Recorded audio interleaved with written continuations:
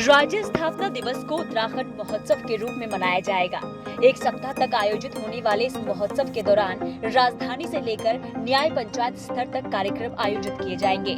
उत्तराखंड में विभिन्न क्षेत्रों में उल्लेखनीय योगदान देने वाले 5 लोगों को इस बार 9 नवंबर यानी राज्य स्थापना दिवस पर उत्तराखंड गौरव पुरस्कार देकर सम्मानित किया जाएगा। मुख्यमंत्री पुष्कर सिंह धामी के मुताबिक 9 नवंबर को आयोजित होने वाले राज्य स्थापना दिवस समारोह को गरिमा के साथ आयोजित करने के निर्देश दिए गए हैं। मुख्यमंत्री पुष्कर सिंह धामी ने मुख्यमंत्री आवास पर आयोजित बैठक में बताया कि राज्य स्थापना दिवस को उत्तराखंड महोत्सव के रूप में मनाया जाएगा। एक सप्ताह तक आयोजित होने वाले इस महोत्सव के दौरान राजधानी से लेकर न्याय पंचायत स्तर तक कार्यक्रम आयोजित किए जाएंगे। सबसे पहले तो मैं आप सभी लोगों को राज्य स्थापना दिवस की बहुत शुभकामनाएं देता हूं और इस बार हम लोगों ने ये तय किया है कि राज्य स्थापना दिवस पूरे एक सप्ताह तक जो है इसके अलग अलग जगह पर अलग अलग कार्यक्रम आयोजित किए जाएंगे और ग्राम सभा स्तर तक के लोग इस राज्य स्थापना दिवस के अवसर पर इस स्थापना दिवस में सम्मिलित हों, कहीं ना कहीं उनका भी इसमें भागीदारी सुनिश्चित हो, इसके लिए हमने सब प्रयास किए। और माननीय प्रधानमंत्री जी ने अभी केदारनाथ में उत्तराखंड के लिए जो एक दशक, ये 20 से 30 का दशक उन्होंने कहा है कि ये उत्तराखंड का दशक होगा, जिसमें कि पूरा हिंदुस्तान, पूरी दुनिया उत्तराखंड की तरफ देखेगी। तो उसके लिए हम लोग वचनबद्ध हैं, संकल्पबद्ध हैं और साथ ही साथ हम 2025 में जब हमारा राज्य 25 वर्ष का होगा तो 25 वर्ष का राज्य जिस पर हम रजत जयंती वर्ष मना रहे होंगे, उस समय हिंदुस्तान का हम आदर्श राज्य बने, हमारा राज्य आदर्श क्षेत्र बने, आदर्श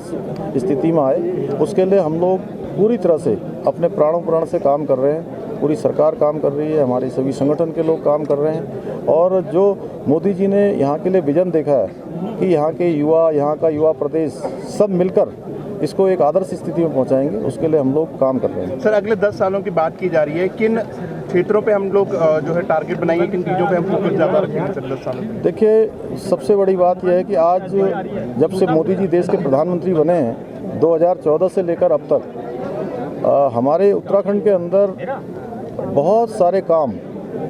अगर हम सड़कों की बात करें, आज सड़कों के क्षेत्र में जिस प्रकार से 4 धाम की जो ऑल वेदर रोडें हैं उन रोडों पर काम हो रहा है, भारतमाला श्रृंखला के अंतर्गत काम हो रहा है, इस कोने से लेकर उस कोने तक जोड़ने का काम हो रहा है। 1000 किलोमीटर की ऐसी सड़कें और हम नहीं बनाएंगे जिससे कि हम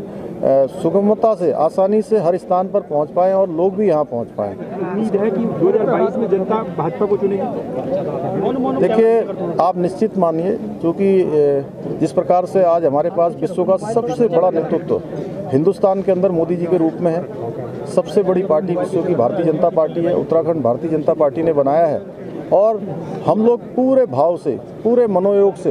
एक एक क्षण, एक एक पल, जिस दिन से मुझे मुख्य सेवक के रूप में काम करने का अवसर मिला है, 4 महीने का कालखंड मेरा हुआ है और इन 4 महीने के कालखंड में हमने 400 से भी अधिक फैसले लिए हैं, 400 से भी अधिक चीज़ों पर काम हुआ है और सभी को धरातल पर उतारने का काम कर रहे हैं। अभी बीच में हमारे यहाँ पर आपदा आई, हम कोरोना से अभी उभरे थे कि इस समय आपदा का भी हमें सामना करना पड़ा, लेकिन उससे भी हम लोग धीरे धीरे उभर रहे हैं और केंद्र के सहयोग से माननीय प्रधानमंत्री जी का पूरा हमारे ऊपर आशीर्वाद है, प्रधानमंत्री जी का पूरा सहयोग है, साथ में पूरे केंद्र की सरकार उत्तराखंड को लेकर लगातार जो है वहाँ पर बहुत ही संवेदनशील है, हर तरीके से हमारे साथ खड़ी हुई है और डबल इंजन, ये निश्चित रूप से आने वाले समय में जो हमारा रजत जयंती वर्ष है और जो मोदी जी ने कहा है ये तीसरा दशक, इन दोनों में पूरी तरह से हम खरे उतरेंगे, उसके लिए हम हर संभव कोशिश करेंगे। हरीश रावत जी ने गैरसैंण की उपेक्षा का आरोप लगाया और सरकार से पूछा कि कितने दिन राजधानी के बाद वहाँ पर बैठे हैं। अभी ग्रीष्मकालीन राजधानी बनी है और ग्रीष्मकालीन राजधानी बनने के बाद उस पर जो भी जरूरी काम होंगे वो काम करेंगे। गैरसैण के लिए जो जरूरी होगा, गैरसैण हम सब की एक